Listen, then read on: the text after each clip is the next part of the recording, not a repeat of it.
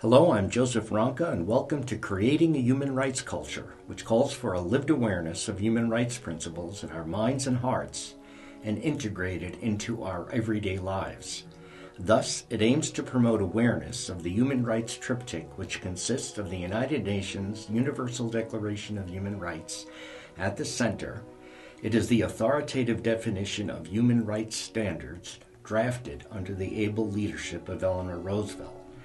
That document consists of 5 crucial notions: human dignity, non-discrimination, civil and political rights, economic, social, and cultural rights, and the rights to solidarity. It is increasingly being referred to as customary international law, which all nations and peoples of the world must abide. On the right panel, in brief, are conventions which have the status of international treaty, such as the rights of the child, the Convention to Eradicate Racial Discrimination, the Convention to Eliminate Discrimination Against Women, and the Convention on the Rights of People with Disabilities. On the left panel are implementation measures, such as reports of special rapporteurs, reports to United Nations monitoring committees, and world conferences. But again, the Universal Declaration of Human Rights is the authoritative definition of human rights standards, which was drafted under the able leadership of Eleanor Roosevelt. Hi everyone, I'm Dr. Joseph Wronka. I'm a professor at Springfield College.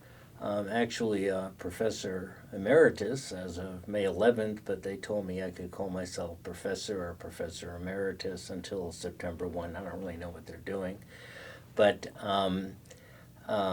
that's what I am. I'm also a representative to the United Nations for the International Association of Schools of Social Work, IASSW, and I've been on the executive committee of the United Nations NGO on the Rights of Indigenous Peoples from 2022 to 2023.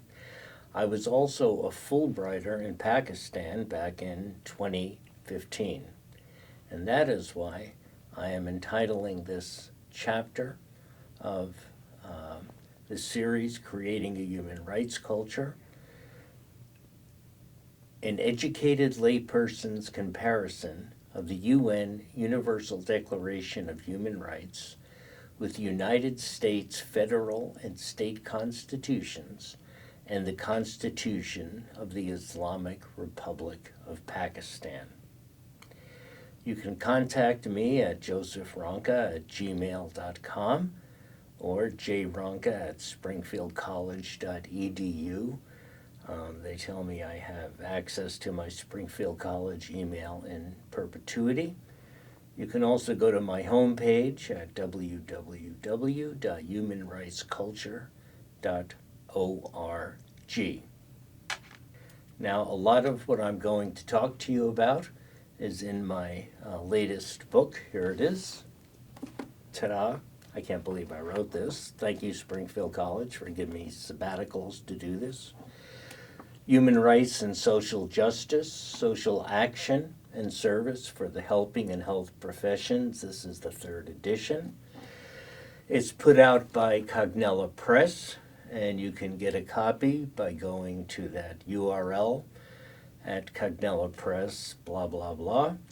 And if you enter the code Wronka20 at checkout, you're able to get a 20% author's discount. In other words, this is exactly what I pay for it. It's about $36 for a 550-page academic book, which isn't bad, actually. If you're a professor out there, it also comes with an instructor's manual, PowerPoints, questions for discussions, exam questions. I don't really like the word exam, but actually it's questions to check your understanding and critical reading of the materials. You can get the book on Amazon.com.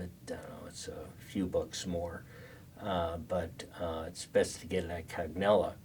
So that's the reference for a lot of what I'm talking about today.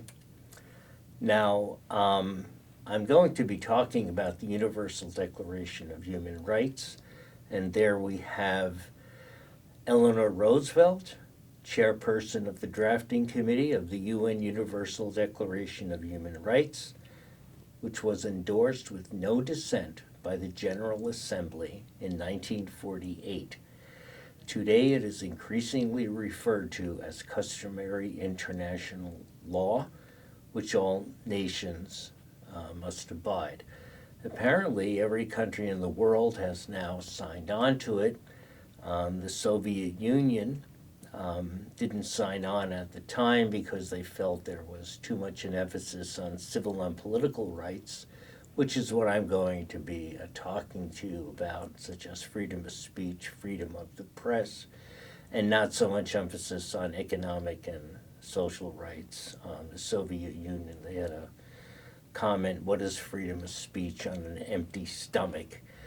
But they have since signed on, thinking that anyway they have economic and social rights in that document, which I will talk to you about. Okay, so what is the Universal Declaration of Human Rights, which former Pope John Paul II, now St. John Paul II, said was a milestone in the long and difficult struggle of the human race, and he said ought to be lived in letter and in spirit. The Universal Declaration of Human Rights, it's a 30-article document, and it consists of 5 crucial notions. The first notion is Article 1, and that has to do with human dignity. We just read across. We have to treat others with human dignity, treat ourselves with human dignity. All policies and programs need to have a sense of human dignity. And I have some examples down there of equality, freedom, the duty to act in a spirit of brotherhood and sisterhood. For each of these notions, there's a philosophic, historical legacy. I put down here the Judeo-Christian Islamic tradition. Other religions, of course, say this as well. Hinduism, Buddhism, and others. But this book was basically for an American audience, so I did want to put in there the fact that the Judeo-Christian Islamic tradition is important. And also the United States Declaration of Independence was an historical precursor, and that's in Article 1. Article 2 of the Universal Declaration, its crucial notion is that of non-discrimination. It says that you shouldn't discriminate based on race, color, sex, language, religion, political opinion, national or social origin, property, birth, or other status. Now, this also comes from the Judeo-Christian Islamic tradition and the United States Universal Declaration of Human Rights. And of course, there's other ways that we discriminate, but this document came out in 1948. We discriminate on the basis of disability, for example. Well, it really should be differing ability, but that's another story. We discriminate on the basis of age. We discriminate on the basis of medical condition. And by the way, I'm trying to collapse an entire course into these episodes where I compare the Universal Declaration of Human Rights of the United States and federal constitutions and the Constitution of Pakistan in a matter of an hour and a half. So I sort of gotta rush through this. Obviously, we could spend a whole class on other ways that we discriminate. Now, Articles 3 through 21 of the Universal Declaration of Human Rights are referred to as civil and political, or first generation or negative rights.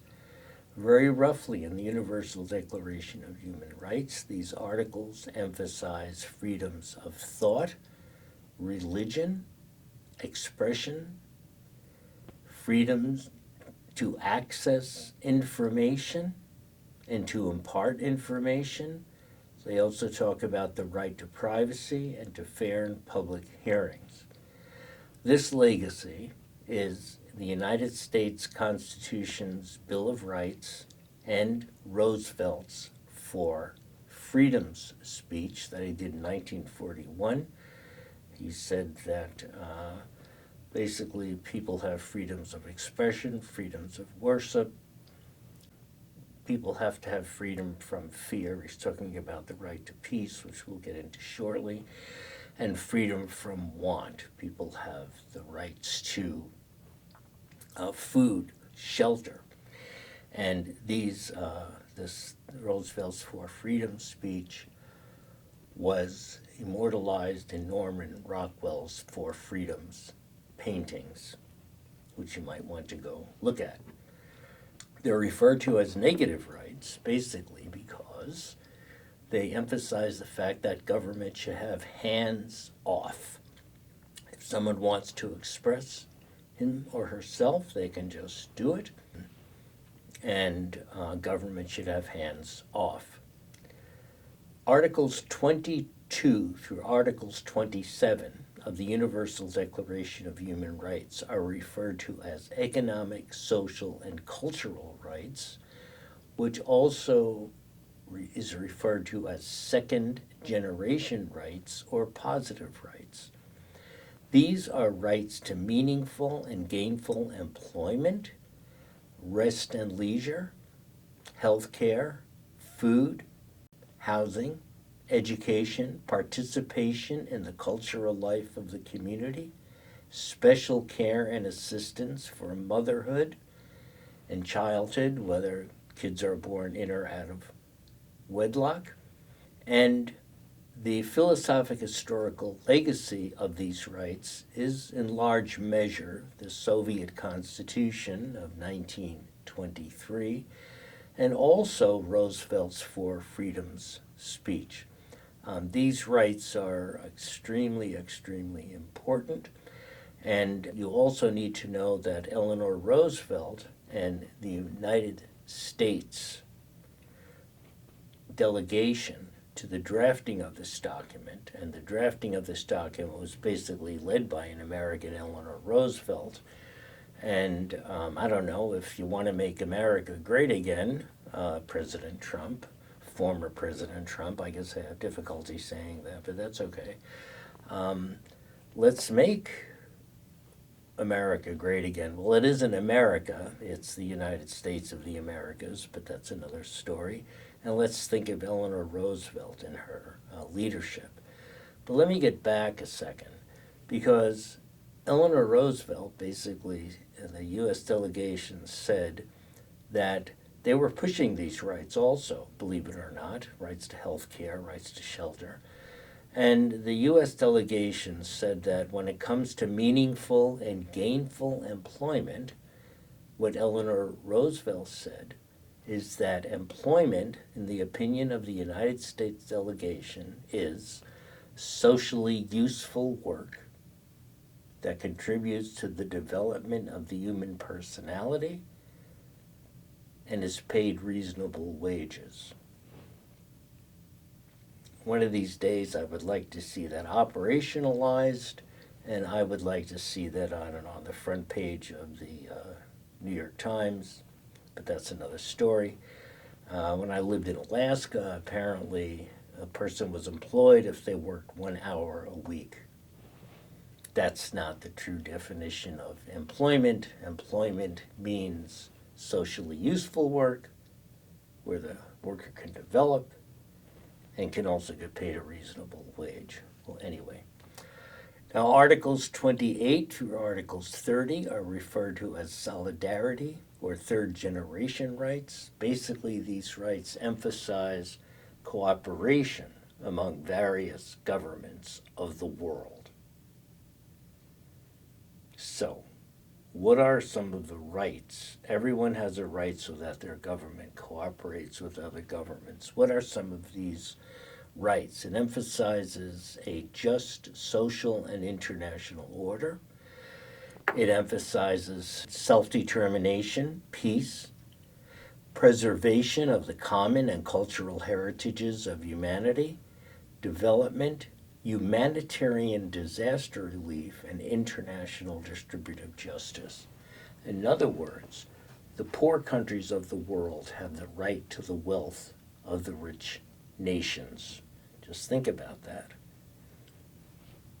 Close to 1 billion people go to bed hungry, if not starving, each night, and that has got to stop, okay? And also you have some of this in the rich countries, in the United States.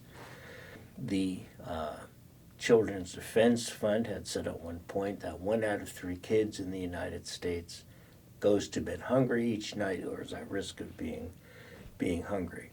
Now, solidarity rights are still in the process of conceptual elaboration, but it's obvious that governments need to cooperate to have the right to peace. Governments need to cooperate and give other countries that are victims of disaster relief, whether it's man-made or natural disaster, and have the right to humanitarian disaster relief. Now, the philosophic historical legacy is the failure, if you go to the right, the failure of domestic sovereignty, and there's a reawakening of so-called third world nationalism and an awareness that there needs to be a better global distribution of wealth. I read that it's something like 100 families control something like 80% of the world's wealth. And this also is illustrated in Roosevelt's Four Freedoms speech. Next slide, please. Now, what you need to know offhand is that there is what is called the human rights triptych, okay? The human rights triptych consists of the Universal Declaration of Human Rights with its 5 crucial notions in the beginning and here: human dignity, non-discrimination, civil and political rights, economic, social, and cultural rights, and solidarity rights. Now, basically, what these rights spawned, okay, were conventions, declarations, and guiding principles. Very roughly, these documents further talk about what's in here, okay? So you shouldn't discriminate on the basis of race. There is a document called the Convention on the Elimination of Racial Discrimination. And it says, well, what does this mean? It says that you shouldn't teach the superiority of one race over the other, for example. Okay? And despite your race, you still have to have access to health care like anyone else. And it just goes on and on. But let me just very briefly, this presentation will basically emphasize this, but I think you should know something about these documents. You have here the ICCPR. This is the International Convention on Civil and Political Rights. Now, I have documents in red that we have ratified. The documents in red mean that the United States has taken them seriously. And listen to me, there is an Article 6 in the U.S. Constitution that says all treaties, when ratified, shall become law of the land and the judges bound thereby. There's 8 major human rights conventions. We've only ratified 3. Okay? When we ratify them, we take them seriously. So we have a document here, the ICCPR, the International Convention on Civil and Political Rights. We ratified it back in the 90s, thanks to President Clinton, was a major force behind that. He was also a major force behind the Convention to Eliminate Racial Discrimination. But let me just say this. The International Convention on Civil and Political Rights Further talks about freedom of speech, what it means, and it says things like hate speech shall be prohibited, propaganda for war shall be prohibited. So believe it or not, hate speech is against the law in the United States. There's the Convention on the Elimination of Racial Discrimination. Believe it or not, it's against the law to discriminate on the basis of race. I've spoken at a number of conventions, and after I say that, I kind of say it once or twice, and I kind of laugh a little, if you don't mind, of my audience, my dear audience. In the book, I refer to my dear reader. Believe it or not, race is against the law. It's like laughter through tears. I mean, come on, give me a break. Well, things are getting a little better, I would say, but still. Now, you have a convention, CEDAW, which says you shouldn't discriminate on the basis of women. That's an excellent document. I recall reading that the United States did not ratify the document because it doesn't believe that government should take up the obligations, the economic obligations in raising children. The family should. That's kind of weird. Children are children, and government must step in. We have to have maternity leave with pay, which is in CEDAW. It's all over the place. We should have good quality daycare. God bless the people that work in daycare centers now, but they have a high turnover because they just don't pay that much. And they're wonderful people, but it's hard to make a living doing that. And in many countries in the world, they have government-sponsored daycare. We have not ratified CEDAW because government does not believe in the economic obligations. I think they said burdens, I don't know. There's another document, the CRC, which is the rights of children. President Obama said it's shameful. We are the only country in the world that has not ratified the rights of the child. And President Obama said it was shameful, and it is shameful. Why didn't we ratify the rights of the child? Because the United States said it would throw all our laws into disarray. I don't know. I think it should. I mean, it's something like 20% of children live in poverty. It's not too good, and why don't we change the laws into disarray? We have the Convention Against Torture.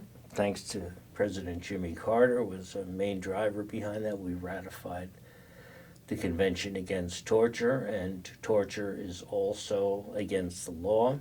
You know what went on in Abu Ghraib, I think that's how you pronounce it, during the war in Iraq, and we obviously violated that convention. And it's unfortunate because I think we were main movers behind that document. Now, down below the Convention Against Torture, we have a document called SESCAR. That's a document of economic, social, and cultural rights. It says, again, if you recall, this is basically a document that talks about government should have hands-on. It's positive rights. It says that everyone has a right to food. Everyone has a right to shelter. Everyone has a right to a job. Everyone has a right to rest and leisure. Again, I'm sort of going through these things rather quickly, trying to collapse a whole course into a few episodes here, an hour, hour and a half. So it's not that easy to do, but I think you get the point. So everyone has a right to a job, a meaningful job that's socially useful, that can contribute to the development of the human personality, and also rights to rest and leisure. You know, think about that. In many governments, many countries of the world, I know in Europe, government mandates 6 weeks vacation time. In the United States, it's basically up to your employer. And by and large, many people get like only 2 weeks. I recall my students, I mean, they're just totally stressed, especially some single parents. They're raising kids, they're working full time, they're going to school. I think we really have problems in the rest and leisure department. It takes 3 incomes to support a family. There is also the CPD, that's the Convention on Persons with Disabilities. A lot of people wanted to call that document Convention on the Persons with Differing Abilities.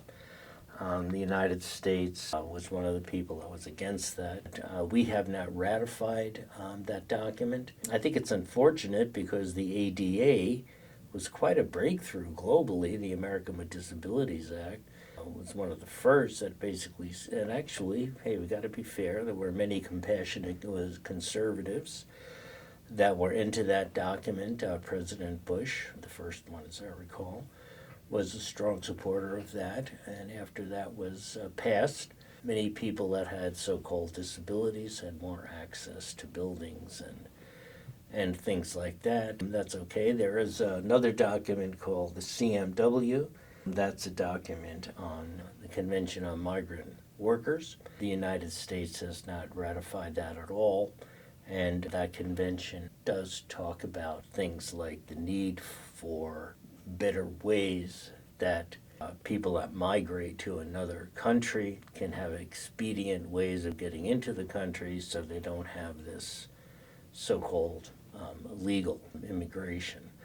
And that's what we got there. Now look at over on the left, we have implementation measures, just very briefly. These are reports to conventions. In other words, if a government ratifies this, then they have to report to this committee. So they ratify the one on race, and the one on the race says police brutality is a no-no. I mean, it's a little more complicated. It just says, you know. So the United Nations committee will ask a country, well, what's going on? You ratified the document and you still have police brutality. You still have major maldistributions in terms of shelter. Many African Americans live in substandard housing. You don't have that with whites. It talks like that. So they come up with these reports. But I have to move on because I want to emphasize the Universal Declaration of Human Rights. Look, they have thematic reports, they have the Universal Periodic Review, they have special rapporteurs, they have world conferences, they have follow-up on world conferences. You can look at some of these on my website, humanrightsculture.org.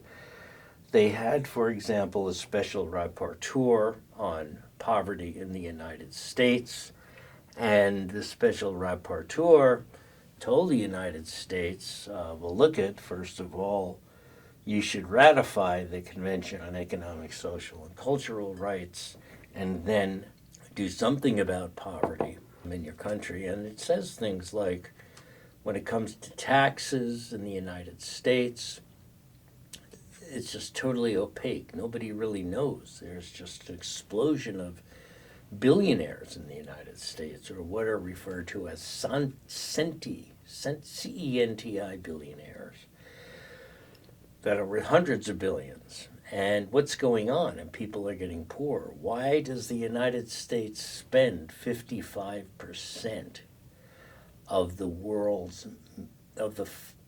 on armaments is spent by the United States? What's going on? I don't know. Remember, it was former President Dwight D. Eisenhower that said, every bomb made is theft from the poor. So hey, let's make the United States of the Americas great again. And let's look at what former President Eisenhower has said and follow through. Now look at, just notice here that there are 3 documents that the United States has ratified. Now look at, I was in Pakistan. Just want to show you something. In Pakistan, they ratified 7 of 8 major documents. All right? So on that index, I think Pakistan is doing a lot better. Like every country's got their own issues. I sort of don't want to compare. Well, I guess I am comparing, but Pakistan definitely is doing a lot better in terms of ratifying this. I know when I was there, I went to a number of museums, and they talk about all these documents in the museums, CEDAW, the Convention on the Elimination of Discrimination Against Women. They talk about ratifying the rights of the child. Pakistan, I think, was much more humanistic in the sense if you define humanism as ratifying these documents. So let me go on. Right now, what I'd like to do is compare the Universal Declaration of Human Rights with the United States federal and state constitutions. Okay? So I am going to do that right now, but let me just take a break for 1 second, and I'll be right back. Thank you.